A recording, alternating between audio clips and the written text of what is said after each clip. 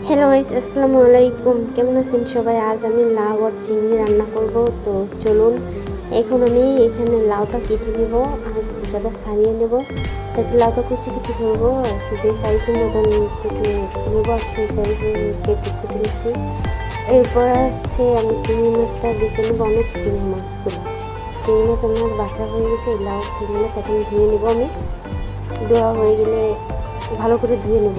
এরপরে আবার পানি দিয়ে ধুয়ে নেব, পানি ছেড়ে।